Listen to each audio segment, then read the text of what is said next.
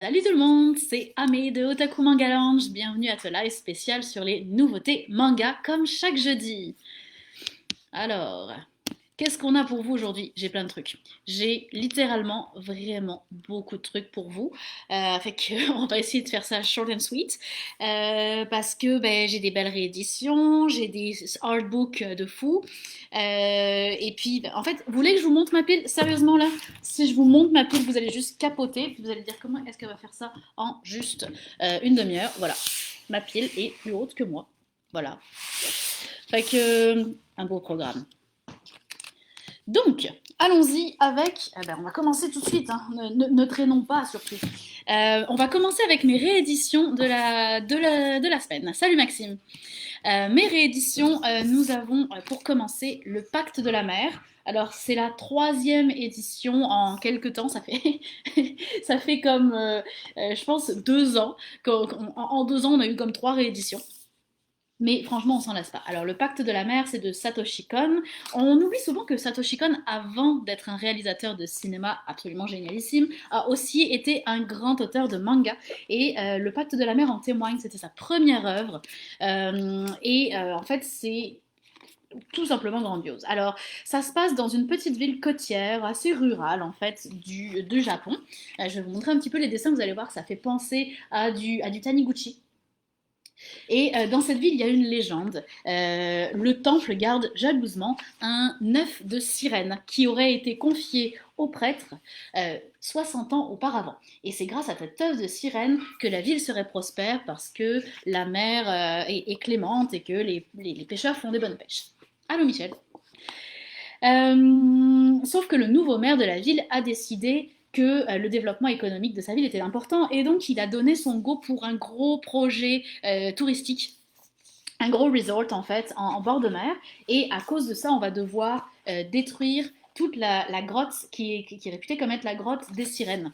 Et donc on va suivre en fait un jeune garçon qui va se ranger du côté de son grand-père pour défendre un peu la tradition de son pays et faire en sorte que la mer reste intacte, le littoral reste intact et que l'œuf de sirène reste entre les mains du village et ne soit pas vendu aux enchères contre des sommes faramineuses. Alors, Vanessa, tu dis 3 éditions en 3 ans. Oui, effectivement, il y a comme ça fait juste aucun sens. Quelle différence? Eh ben, la couverture est différente et il n'y a pas grand-chose d'autre qui est différent. Et c'est pour ça que je ne comprends pas pourquoi Pika nous fait des éditions sans cesse. Par contre, ce que j'ai beaucoup aimé dans celle-ci quand même, c'est la préface euh, qui est faite par un réalisateur français qui a travaillé avec Satoshi Kon, puis également la postface qui est écrite par Satoshi Kon lui-même. Euh, Honnêtement, j'ai trouvé ça super intéressant. On découvre un peu mieux la manière dont l'auteur travaille. C'est tout simplement impressionnant. Je vous montre quelques plans. Voilà, une super belle planche. Vous voyez que le dessin est très réaliste, hein, un peu dans le style Taniguchi, comme je vous disais tantôt. Je vous avoue que mon explication ne rend pas forcément suffisamment hommage à l'œuvre. Si je voulais vraiment entrer vraiment en profondeur là-dedans, il faudrait que j'y passe beaucoup plus de temps et je n'aurai malheureusement pas ce temps-là ce soir, mais je vous invite vraiment, si vous n'avez jamais lu du Satoshi Kon, bon déjà il faut écouter ses films, hein, Paprika, Millennium Actress, Tokyo Godfathers, pour ne citer que, mais si vous voulez découvrir Satoshi Kon en tant que mangaka, Le Pacte de la Mer, c'est une de ses œuvres qui m'a le plus plu. C'est vraiment super beau. On fait autant place à la tranche de vie qu'à l'imaginaire, mais on est autant dans la réalité que dans la fiction. C'est très très bon. Alors, on va passer à ma seconde réédition qui était très attendue pour le coup. C'est la Perfect Edition de 20th Century Boys. Wouh! Je l'ai fait passer. Alors, la Perfect Edition de 20th Century Boys est faite par Panini comme les précédentes éditions. C'est un grand format double, donc qui va se terminer en 11 volumes. Et les traductions ont été retravaillées, il y a des pages en couleur. Et surtout, il y a un truc qu'il faut absolument avoir dans cette édition, c'est le dernier volume, parce que Urasawa nous a gratifié d'une fin différente. En fait, il y a une fin spécifique qui n'avait jamais été dévoilée et qui va dévoiler dans cette Perfect Edition. Fait que là, moi, je n'attends que l'édition du tome 11, mais j'ai juste une doléance à faire à Panini. Arrêtez de faire des éditions de 20th Century Boys parce que ma bibliothèque est pleine de 20th Century Boys. J'ai comme 4 versions différentes. Fait que arrêtez. C'est plus possible. Elles sont toutes belles. T'as toute envie de les avoir. Regarde, elles sont magnifiques, là. C'est comme... Bon, si jamais certains d'entre vous ne connaissent pas 20th Century Boys, c'est une des œuvres phares de Urasawa, qui est un excellent auteur de seinen, où on suit en fait Kenji et ses amis, qui sont de jeunes adultes qui vont en fait voir apparaître de plus en plus dans leur vie ce symbole.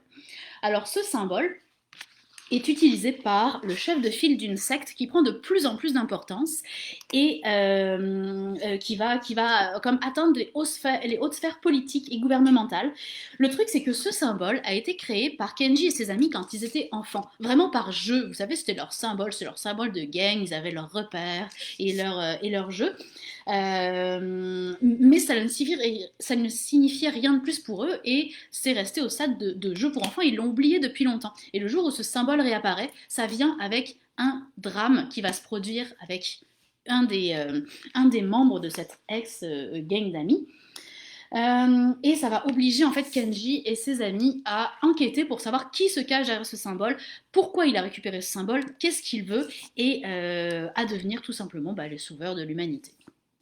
Alors c'est une œuvre qui est difficile encore une fois de résumer en 5 secondes chrono parce que c'est une œuvre extrêmement complexe avec beaucoup de ramifications dans le scénario et qui est extrêmement bien gérée par son auteur. C'est un grand chef-d'œuvre qu'il faut absolument lire, donc ça peut être l'occasion de la découvrir avec la Perfect Edition. 1 et 2 sont sortis en même temps, puis il y en aura 11 au total. Allez, je continue avec quelque chose de très différent. On va entrer dans le vif du sujet. Alors, ça s'appelle Manga Chat. Puis alors, pour le coup, ça parle de manga et de chat. C'est l'histoire d'une jeune femme mangaka qui nous raconte tout simplement sa vie avec ses chats au quotidien. Alors, ce sont des petits sketchs sous forme de yankoma, comme ça, donc de sketchs en 4 cases. C'est agrémenté de photos réelles de ces chats, comme ceci. Et c'est tout simplement craquant parce que chaque chat a sa personnalité, chaque chat va agir d'une manière différente avec elle puis avec l'autre chat. Et puis, si on aime les chats, forcément, on va se retrouver dans ce type d'histoire. Donc, c'est pas une histoire suivie, c'est vraiment très épisodique. Hein, donc, des petits sketchs qui nous font rire, sourire et nous émouvoir sur ces petites bestioles. Donc, ça s'appelle Manga Chat, tout simplement.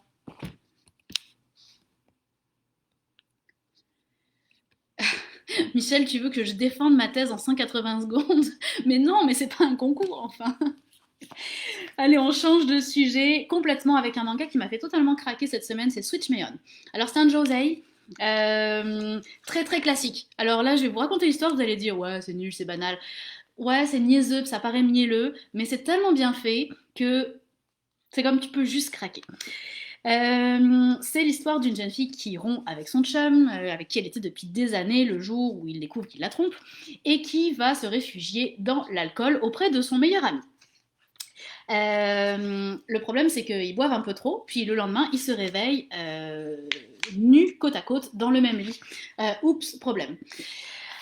Alors, ils vont décider que peut-être que ça pourrait être bien de changer leur relation, mais en même temps, elle tient tellement à cette relation amicale qu'elle ne veut pas aller là-dedans.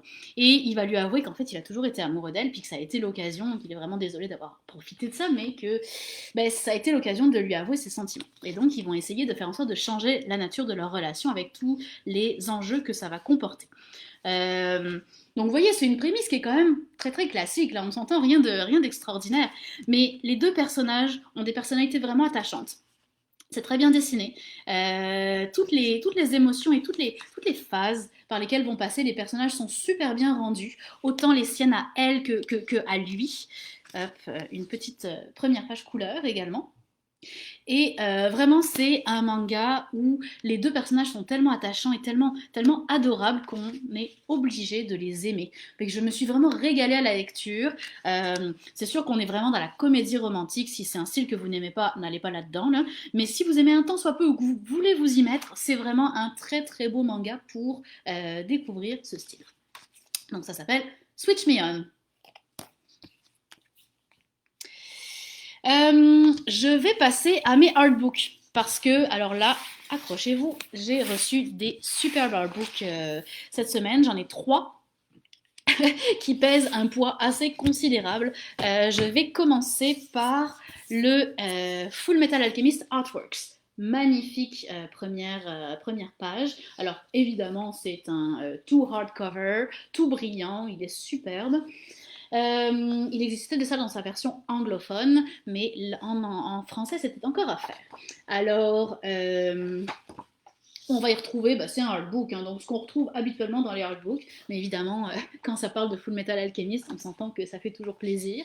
Alors, un petit historique des années d'édition de la série, un petit passage avec des illustrations inédites, des sketchs, quelques interventions de l'auteur pour expliquer des affaires sur sa série ou sur sa manière de travailler. Qu'est-ce qu'on retrouve d'autre là-dedans? En fait, c'est vraiment un sketchbook. On va pas se mentir, là. Il n'y a pas de guide, il n'y a pas d'explication particulière. C'est plus pour le plaisir des yeux. On me voit plus. Il est tellement grand que je suis comme, qu'est-ce que je montre à la caméra? Voilà. Et puis des fiches personnages un petit peu. Mais vraiment surtout des illustrations inédites. Donc c'est le Full Metal Alchemist Complete Artworks. Mon deuxième artbook, c'est le Overwatch Cinematic Arts. Très très beau aussi, alors il est dans le sens horizontal, ce qui est assez original. Vous avez une jaquette sur le dessus qui défend bien son bout. Puis, donc on va revenir, alors là ça va être un peu compliqué de vous le montrer vu la taille du truc, mais je vais essayer. Donc même chose, des illustrations inédites sur les cinématiques de Overwatch. J'ai aucune idée de ce que je vous montre.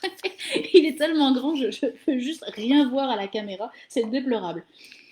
Ah, mon Dieu. Et en plus, je me fais les muscles. J'ai pas fait de gym aujourd'hui, mais regarde, ça sera pour ce soir. Dave Patrice, tu te demandais s'il y avait des éditions, des volumes doubles de Monster de Naoki Urasawa. Oui, tout à fait. Il y a des volumes doubles. C'est des grands formats, à peu près le même format que la Perfect de 20th Century Boys que j'ai montré tantôt, donc à peu près ce format-là. C'est des volumes doubles qui sont bruns, donc terminés en 9 exemplaires. Évidemment, incontournable Monster.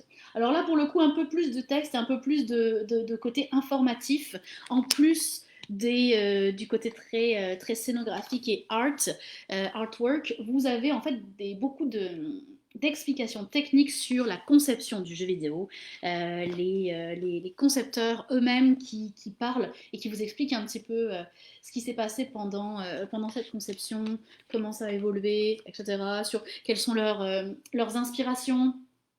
Voilà, c'est vraiment très compliqué à vous montrer, mais j'espère que ça rend un minimum hommage au magnifique livre que c'est. Donc voilà, donc c'est Overwatch Cinematic Arts. Et puis mon dernier artbook était littéralement, pour le coup, très très attendu. C'est l'artbook de Dreamland. Alors, tiens, voilà, j'ai comme enlevé la jaquette. L'artbook de Dreamland de Renaud Lemaire, donc disons un des mangas français les plus connus, qui existe depuis plusieurs années. Et puis donc premier artbook pour Dreamland. Alors il est superbe. Hein. Par contre il pèse une tonne. Là pour le coup, je me fais plus que les muscles. On va retrouver des fiches personnages. On va retrouver des guides sur l'univers. On va retrouver bien entendu des illustrations inédites, des fiches personnages comme ceci. Voilà, elles ressemblent à ça. Voilà. J'essaie de vous en montrer le plus possible, mais je ne veux pas tout vous dévoiler non plus, ce serait dommage. Hop. Des storyboards aussi. J'ai beaucoup aimé la partie sketch où on voit un petit peu la construction de ces cases. Je ne sais pas si je serais capable de la retrouver par exemple. J'aimerais ça vous la montrer, mais ça va peut-être être un peu compliqué de retrouver ça. Mais voilà, on retrouve des planches inédites. Bref, c'est un très très beau artbook. Puis Renaud Lemaire a beaucoup d'humour, il fait beaucoup d'interventions hein, dans ce artbook et que c'est quand même assez sympa de lire toutes les choses qu'il a à nous raconter. Fait que l'artbook de Dreamland. Michel, tu t'es acheté un artbook de Tezuka. Je savais même pas que ça existait. Il doit être vraiment magnifique. Faudrait que tu m'envoies une photo. Alors, je reviens avec des mangas un peu plus légers. J'ai Adam, l'ultime robot, qui est sorti cette semaine également. Très très cool. Pour le coup, tiens, on parle de Tezuka. On est vraiment sur une thématique très très Astro Boy, hein, bien sûr, en plus moderne. Adam, en fait, est un robot, c'est une intelligence artificielle humanoïde qui permet de défendre la Terre contre des attaques de ce genre de créatures-là. Très très sympathiques. Non, elles sont vraiment belles en plus, les créatures. En fait, ce qui se passe, c'est que.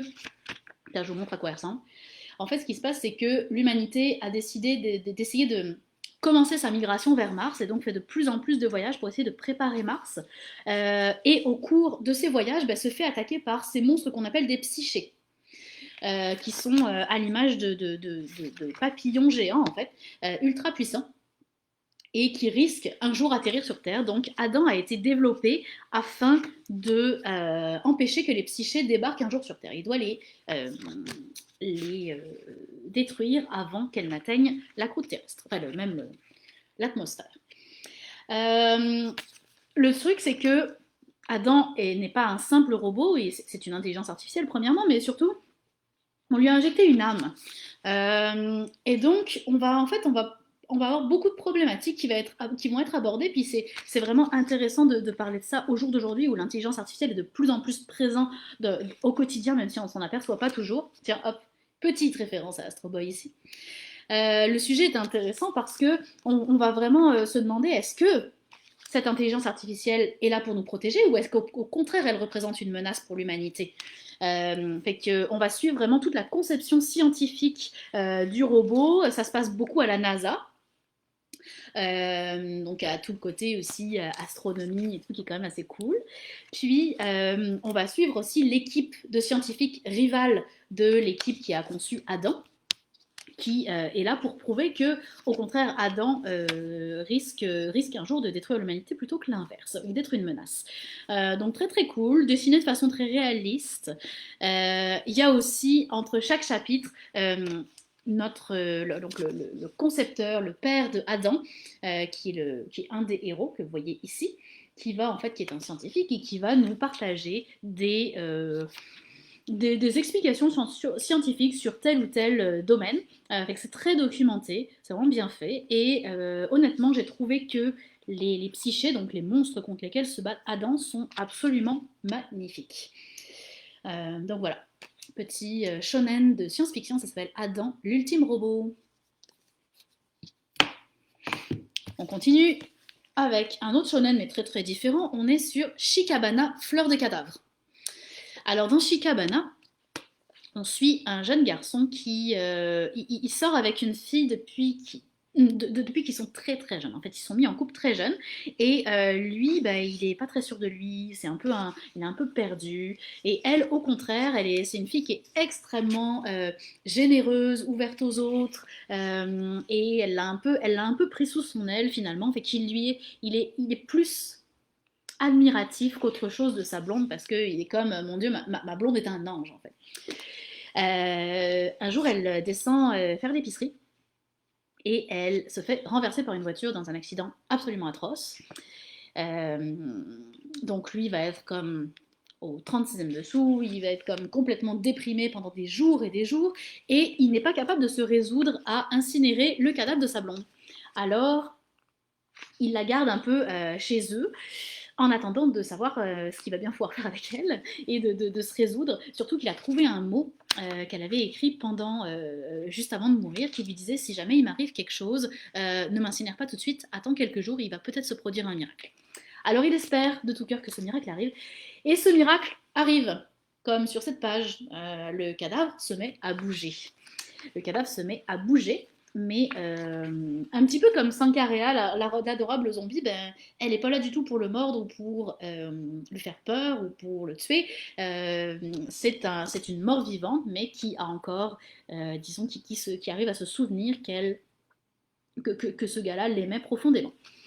Et donc, il va essayer en fait de recréer la vie qu'il avait avec sa blonde, mais avec elle étant morte. Donc c'est un petit peu glauque comme truc. Jusqu'au jour où elle va se mettre à l'attaquer. Et là, ça va beaucoup moins bien se passer. Il va être contacté par une agence qui est spécialisée dans rechercher les morts vivants pour éviter qu'ils n'éclosent, parce qu'il y a une éclosion qui peut se produire et qui peut être catastrophique pour les êtres humains aux alentours. Et donc, il va un peu intégrer cette brigade afin de peut-être un jour sauver sa blonde. Donc, vous voyez, le dessin est assez cru, hein, c'est quand même intense comme shonen. Tout dessiné à la main, très peu de trame, un peu dans le style de Hard Gear ou Black Torch, mais en quand même vraiment trash. Hop, je vous montre encore quelques images. Voilà. Donc on a un héros en fait qui va se retrouver un petit peu entre la vie et la mort lui aussi, mais capable de maîtriser ce pouvoir. Donc c'est Shikabana, fleur de cadavre. Alors dans un style très très différent, on a reçu les 2 premiers volumes d'une petite série qui sera terminée en 5, qui s'appelle Demande à Modigliani. C'est une série de tranches de vie shonen sur une école d'art. En fait, on est dans une petite école d'art vraiment perdue en pleine campagne, dans le fin fond du Japon. Et on suit en fait chaque élève de cette école. Alors, il y en a qui sont spécialisés en peinture, d'autres en mosaïque, d'autres qui font du verre soufflé. Et donc, ça va être un petit peu la vie quotidienne de ces étudiants. Alors, c'est drôle, c'est surtout épisodique. Il y a les petites jalousies des uns et des autres, le stress des expositions à venir, puis cette espèce d'épée de Damoclès qui est toujours au-dessus de leur tête de est-ce que je vais arriver à gagner ma vie par l'art. Bon, c'est assez sympathique, rien d'extraordinaire à mon goût, mais une petite série sur les arts, c'est quelque chose qu'on voit assez peu au niveau du sujet, donc c'est quand même cool. Donc comme je disais, les 2 premiers volumes sont sortis à date. Alors justement, en parlant d'art et de culture, une petite aparté sur 2 nouvelles sorties également qui sont sorties cette semaine. C'est un guide de l'histoire du jeu vidéo, ça s'appelle Retro Gaming. En fait, c'est vraiment nostalgique. C'est une histoire des consoles et des jeux vidéo qui ont contribué à l'évolution du domaine du jeu vidéo, puis à forger ce que le jeu vidéo est aujourd'hui. Ça commence même avec les petites pièces de Mario. Et donc ça commence avec Atari. Et puis le jeu Pong, bien sûr. On parle bien évidemment de Pac-Man. Puis ensuite, on va passer en revue toutes les consoles hyper rétro. Puis les jeux qui sont passés, qui ont été développés sur ces consoles. Donc c'est vraiment, vraiment très, très geek. Si vous êtes fan de jeux vidéo et si vous voulez en apprendre plus sur l'histoire du jeu vidéo, c'est cool. J'aime bien cette page. C'est le meilleur et le pire des périphériques NES. Fait que c'est quand même assez drôle. Je vous conseille cette page-là, c'est la page 38-39 pour votre information. Console de jeux portable, donc Game Boy et les autres. Alors il y a plein de trucs dont j'avais jamais entendu parler. La Super Nintendo évidemment, les premiers Zelda, les premiers Mario, les premiers Donkey Kong. Et puis on va terminer avec la 64, tout simplement. Donc la Nintendo 64 avec Ocarina of Time, avec Super Mario 64. Donc très très cool. C'est un petit livre, il n'y a pas beaucoup de pages, c'est assez léger au niveau du texte. Donc c'est plus nostalgique qu'autre chose. Ça s'appelle Retro Gaming, une histoire des jeux vidéo. Puis l'autre truc plus informatif culturel que j'ai, c'est Découvre le Japon et la Corée avec Nunaya. C'est plus orienté vraiment public très très jeune et c'est des petites anecdotes sur le Japon et sur la Corée. Alors Nunaya, il semblerait, je ne la connaissais pas, c'est une blogueuse ou youtubeuse qui est passionnée par le Japon. Donc elle nous raconte un petit peu ses voyages là-bas. Alors 10 commandements du voyageur respectueux, parce qu'on sait que tout est très compliqué au Japon, il y a beaucoup de règles à suivre. Alors comment bien se comporter? Zoom sur l'école en Corée. Alors voilà, des petites explications sur l'école coréenne. Il y a des trucs sur la bouffe, parce que évidemment, la bouffe c'est incontournable. Il y a un dossier sur les mangas et sur Akihabara, bien sûr. Il y a aussi des petits trucs plus ludiques. C'est comme imagine ton yokai kawaii. Voilà. Fait que tu peux dessiner, les habits traditionnels coréens. Bref, c'est tout des petits, finalement, une page par thématique coréenne ou japonaise. Et il y a aussi des petits jeux, des trucs un peu plus participatifs. Donc c'est Découvre le Japon et la Corée avec Nuneya. Et je reprends avec une série qui était quand même assez attendue. C'est la nouvelle série de l'auteur de Taboo Tattoo. Ça s'appelle Nosferatu. Alors j'ai d'abord cru qu'on allait être vraiment sur un très très classique vampire, et puis finalement pas du tout. On part sur une prémisse assez originale et des créatures qu'on n'avait jamais vues. Alors Nosferatu, ça parle de créatures qu'on appelle, vous l'aurez deviné, les Nosferatu, qui sont en fait des créatures quand on les approche, on devient une bête sanguinaire assoiffée de sang. Donc on suit une jeune fille qui s'appelle Laura et qui va se réveiller enterrée dans la forêt avec aucun souvenir. Elle est totalement amnésique. Elle va comprendre qu'elle s'appelle Laura parce qu'à côté d'elle, il y a une énorme épée qui est d'ailleurs l'épée absolument magnifique qu'on voit sur le cover, qui est gravée à son nom. Donc elle estime que probablement qu'elle s'appelle Laura, mais elle n'a aucun souvenir.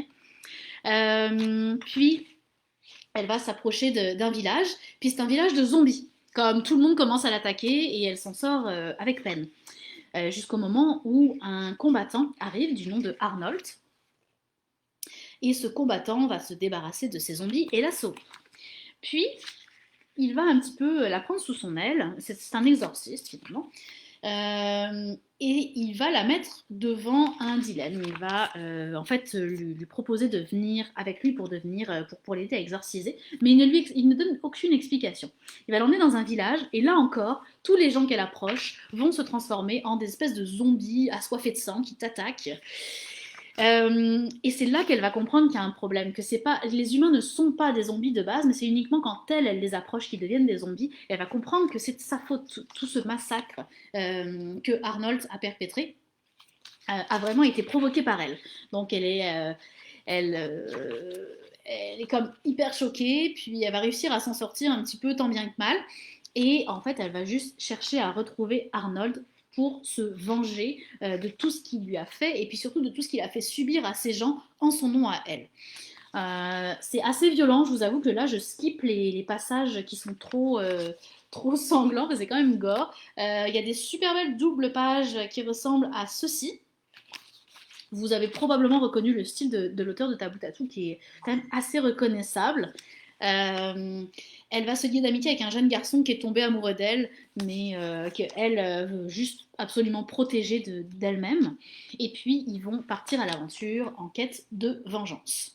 Donc une histoire plutôt sombre où on va parler pas vraiment de vampires comme le laissait présager le titre, mais plutôt donc de cette jeune fille en quête de vengeance. Alors voilà un petit peu à quoi ça ressemble. Donc ça s'appelle Nosferatu et c'est la nouvelle série de l'auteur de Taboo Tattoo. Je continue avec Colorless, qui est une super belle édition en fait et qui me laissait beaucoup d'espoir. Et puis je suis désolée, j'ai été assez déçue, je vous vole déjà le punch. Colorless, ce qui m'avait attiré, c'est que, alors c'est un monde en fait où il y a eu une explosion, en fait dans notre monde, il y a eu une explosion nucléaire qui a mis fin à toutes les couleurs. Donc le monde est devenu entièrement des nuances de gris. Et les quelques couleurs qui subsistent sont cachées à des endroits précis sur la planète et sont extrêmement recherchées, extrêmement précieuses. Donc il y a beaucoup de chasseurs de primes qui vont rechercher les couleurs.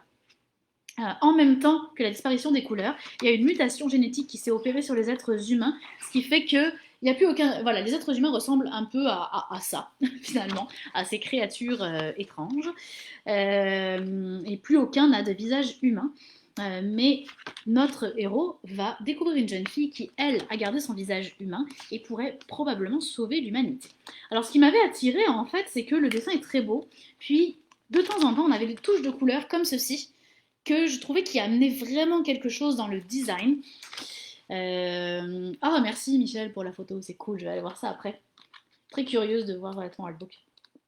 Fait que c'est ça, on retrouvait ces touches de couleurs bleu, turquoise, de temps en temps, pas de façon trop intense, mais juste vraiment avec parcimonie, je trouvais ça super beau. Puis finalement, j'ai trouvé que le scénario était quand même assez brouillon, j'ai eu du mal à suivre l'histoire, donc c'est très beau, mais j'ai trouvé que le scénario était pas tant à la hauteur. On retrouve un petit peu un truc à la No Guns Life, mais honnêtement, No Guns Life est vraiment bien meilleur que ça. Fait que voilà, si jamais voulez-vous tenter, tentez-vous, mais sachez que moi, ça n'a pas été la lecture de ma semaine, donc c'est Colorless. Également, un autre manga un peu particulier qui était Soul Land. Alors, c'est un manhwa. C'est un manhwa chinois, puis c'est tout en couleur. Je vous avoue que je ne suis pas très fan de cette colorisation très BD-ique. C'est assez agressif quand on a l'habitude de lire du manga, d'avoir de la colorisation aussi intense. Mais bon, pourquoi pas quand on aime la BD en couleur. J'étais très surprise de voir que c'est apparemment un des blockbusters du manhwa en Chine. C'est vendu comme à 52 millions d'exemplaires, puis ils en sont rendus au volume 50. C'est le kingdom de la Chine. Donc j'étais très avide de lire ça. On est vraiment sur une trame shonen, neketsu, très classique, mais avec cette touche un peu rétro, un peu keten qu'on retrouve dans les mangas, dans les manhwas chinois, souvent. Ça a comme cet oubli de la modernité de la BD. Je suppose que c'est un style que les Chinois aiment mieux et auquel ils sont habitués. Je vous avoue que quand on n'est pas habitué, c'est un peu bizarre. Donc c'est l'histoire d'un garçon qui va, en fait, il s'exerce aux arts martiaux, puis il va transgresser une règle, il va apprendre une technique qui est une technique magique et qui est interdite. Il va l'apprendre quand même, et au moment où il l'apprend, il meurt. Et donc il va se réincarner dans un monde qui s'appelle le Soul Land, et où la magie est omniprésente, et où il va devenir, en alliant la magie et les arts martiaux, il va devenir un grand combattant, et donc il va pouvoir réaliser sa quête. Donc on est vraiment sur une construction très neketsu. Donc voilà, ça s'appelle Soul Land, ça se lit dans le sens occidental, comme beaucoup de manhwas, mais je vous avoue que j'ai pas été transcendée. Allez, j'aurais pu ne pas garder les moins bons pour la fin. Non, j'en ai gardé un très bon pour la fin. En fait, c'est mon dernier, mais il est très spécial. Très difficile d'en parler. Alors, ça s'appelle You've Got a Love Song. Ce sont 4 histoires courtes sur un petit peu la déprime humaine. Alors, je vous avoue qu'au mois de novembre, c'est pas ce qu'il y a de plus le fun à lire. J'ai trouvé ça vraiment très cool, mais c'est pas rigolo, là, vraiment pas. Alors, la première histoire, on suit une mère au foyer complètement désabusée. Elle s'entend pas super bien avec son mari. Voilà, elle se rend compte en fait que le fait d'être mère au foyer, ben, ça fait qu'elle n'a pas de vie à elle finalement. Elle vit pour tenir la maison, s'occuper de son fils quand il est là, puis quand il n'est pas là, ben, elle n'a pas grand-chose de plus à faire, et elle se rend compte qu'il n'y a rien qui l'allume dans la vie. Ouais, que c'est une grosse désillusion, puis une grosse remise en question sur sa vie. Donc assez sombre. J'aime beaucoup par contre le passage de la fin, je vous en parlerai pas évidemment, c'est la fin, pas de spoil, c'est interdit ici, mais la fin de cette histoire est absolument magnifique. Alors la deuxième histoire s'appelle La Fugueuse, et on suit une jeune fille qui, par la première neige d'hiver, va décider de fuguer. Alors elle s'installe sous le premier arrêt de bus venu, puis elle décide de prendre le premier bus qui va passer, peu importe sa destination. Puis la rejoint un gars qui fait partie de son école mais qu'elle connaît pas particulièrement bien, puis qui va lui avouer qu'il est en fugue. Et donc ils vont décider de fuir ensemble, mais c'est pas tout à fait ce qui va se passer. Donc il y a comme une espèce de nostalgie, puis de déprime encore qui se dégage de cette nouvelle-là. En plus, il neige, alors tous les fonds sont très blancs, il y a beaucoup de solitude. C'est très spécial, mais j'ai beaucoup aimé ça aussi, mais c'est très spécial. La troisième est la pire, ça s'appelle Le Parc des Cygnes, et on suit une jeune femme qui retrouve son ancien amant qu'il a largué le jour où il a décidé que finalement il ne se séparerait pas de sa femme, mais après l'avoir mise enceinte. Donc elle porte en elle l'enfant de son ancien amant, et ils viennent pour se donner des nouvelles dans un parc en fait. Et puis il y a une scène absolument terrible. Mais là, je peux pas vous la révéler. Puis en plus, le pire, c'est que avant de commencer le manga, j'ai comme feuilleté, et je suis tombée pile sur cette scène, puis c'était vraiment trash. Et là, j'étais comme, oh my god, qu'est-ce que c'est que ce livre? Fait que là, j'attendais cet épisode avec comme impatience et crainte, et c'était effectivement assez trash. Puis la dernière s'appelle You've Got a Love Song, du nom du, du roman, et on va suivre, pardon, du recueil, et on va suivre un couple dont l'amour va survivre à travers les âges. C'est très très métaphorique et très poétique, mais c'est très cool. Donc je suis désolée d'avoir gardé lui pour la fin, c'était comme pas super enjoué, mais c'est tombé comme ça. Donc c'est You've Got a Love Song. Donc voilà pour mon programme de cette semaine. Michel, tu nous dis il n'y a pas beaucoup de mangas de mecha qui sortent. Oui, effectivement, c'est vrai que c'est pas un genre qui est très à la mode. Alors c'est vrai que Colorless, que je vous ai présenté tantôt, peut remplir cette fonction-là. C'est quand même très très mecha, même si c'est pas du pur mecha dans le style. Mais c'est vrai que c'est pas un genre qu'on voit beaucoup en ce moment. Et Dave Patrice, tu nous dis, tu adores l'épée de Laura. Oui, elle est quand même vraiment hot. On dirait presque l'épée de Guts dans Berserk. Elle est juste complètement folle. Puis en plus, elle lui permet, en fait, Laura a comme, même si elle est amnésique, elle a comme des souvenirs, mais c'est pas des souvenirs, mais c'est comme des réflexes qui font qu'elle est capable de manier ça avec une dextérité folle. Puis ça donne des scènes de combat vraiment super belles. Euh, Fait que voilà, c'était un très gros programme. J'ai des trucs que j'ai beaucoup aimés, des trucs que j'ai vraiment moins aimés. C'est très disparate. Autant il y a des fois où je vous dis, hey, j'ai adoré mes lectures, ou des fois où je vous dis, ouais, il n'y a pas grand chose qui m'a séduit. Mais là, c'était vraiment très, très varié. Donc, c'est ça qui est cool aussi. Ça varie la semaine de lecture. Fait que merci beaucoup pour votre présence ce soir. Mardi, c'est David que vous allez retrouver pour une nouvelle pastille qui va vous être présentée. Et de mon côté, je vous retrouve jeudi prochain pour les nouveautés de la semaine prochaine. Bye bye tout le monde, bonne soirée.